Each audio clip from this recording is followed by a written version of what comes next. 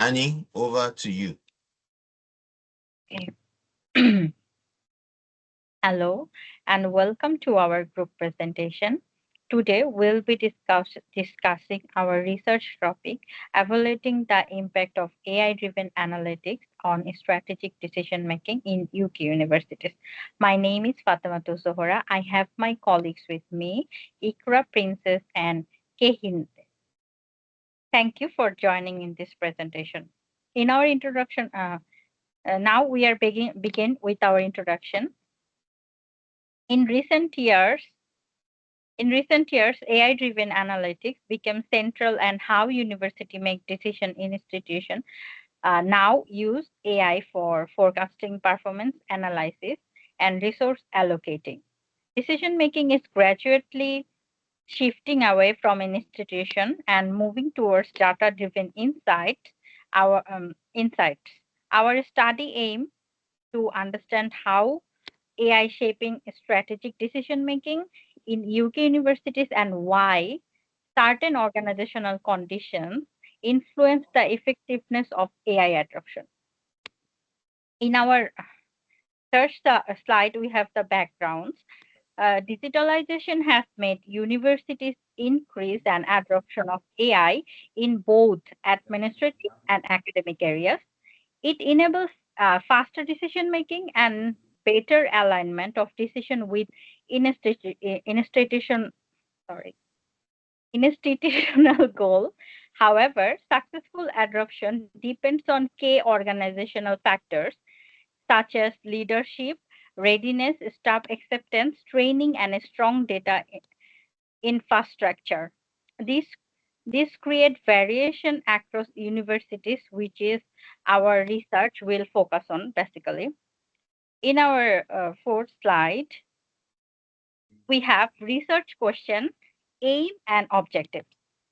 Our first research question explore how AI-driven analytics influence decision quality and effectiveness.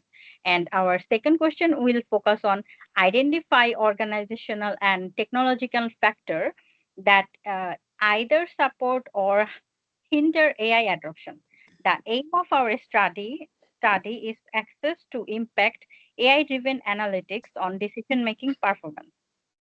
So, our objective include measuring adoption level, adopting decision-making outcomes, exploring the challenges, and finally recommending a strategy to enhance AI use in UK University.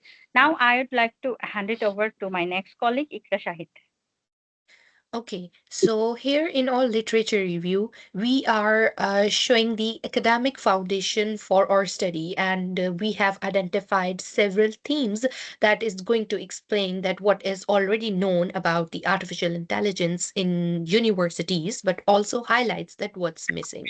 So first, Ali et al. Emphasizes that AI significantly improves decision accuracy and organizational performance.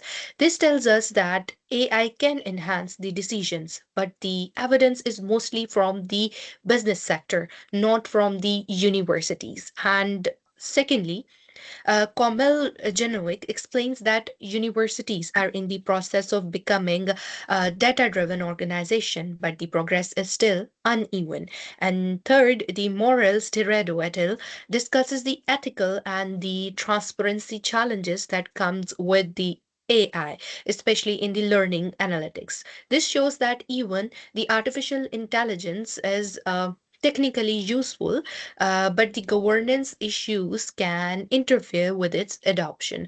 And fourth one is the Obeleker highlights that organizational culture and the staff perception can play a very strong role and can affect the um, AI tools if they lack the understanding and the trust. And fifth one is the Patel that notices that analytics supports the evidence based decision making. However, he also states that adoption is still inconsistent across the institutions. And finally, the OECD explains that AI adoption trends to vary across different sectors. And Then, or from reviewing the literature, we identified the three major gaps which our study will address. Firstly, there is no empirical research that examines that how AI analytics affects the actual effectiveness of decision making in UK universities. So, our research is directly tackling this by evaluating the decision quality, speed, accuracy, and alignment after the AI adoption. And secondly, while many paper discusses that AI adoption in general, there is very limited evidence on the specific organizational and technological barriers in the UK universities. So, our study is going to fill this gap by exploring the organizational specific and technology specific enablers and barriers inside the UK universities. And thirdly, we found no clear explanation of why some universities manages to adopt AI successfully while others not, while they are in the same sector. So overall, our research directly fills these gaps by investigating the real impact of AI analytics and exploring the unique UK context and understanding the organizational behaviors that influences the AI adoption. So now I will hand it over to my colleague, Princess. Thank you, Ikra. I will be talking about our research philosophy. So we chose pragmatism because it focuses on practical solutions and it allows researchers to choose methods that best address real-world problems. It also supports mixed methods, which enables us to combine numerical data, that is in adoption level, with qualitative insights. I will also talk about the reasoning that we choose. We went with abductive reasoning, and that's because it is useful when existing theories do not fully explain our phenomenon.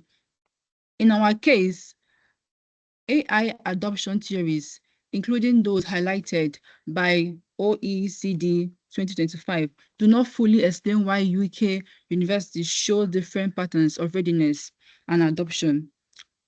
It allows us to move between theoretical framework and real-world findings, refining our extending explanations. This approach is supported by studies such as Tirado, IETRA 2024, and also explores unpredictable organizational behaviors. Thank you. I will now move to my next speaker, Kenny. Okay, thank you very much, Princess. So next I'll be discussing our research methodology. For our research, we adopted the mixed methodology. Now, this employs both quantitative and qualitative methods. Now, the quantitative employs the use of survey to gather measurable data. The qualitative employs the use of semi-structured interviews to gather insights from our target audience, which includes the staff, the decision makers, the IT department, and so on. Next, we'll be discussing about the research strategy and the time horizon. For the research strategy, we'll be employing the use of case study. Why? Because we intend to focus on a smaller number of UK universities. And in terms of the time horizon, we'll be going with the cross-sectional. Now, we chose this because this is what suits our research projects, because it is time-bound, and it will enable us to be able to explore current adoption patterns as at that point in time. Next would be the slide of all our references put together, and this brings us to the conclusion of our presentation. Thank you very much.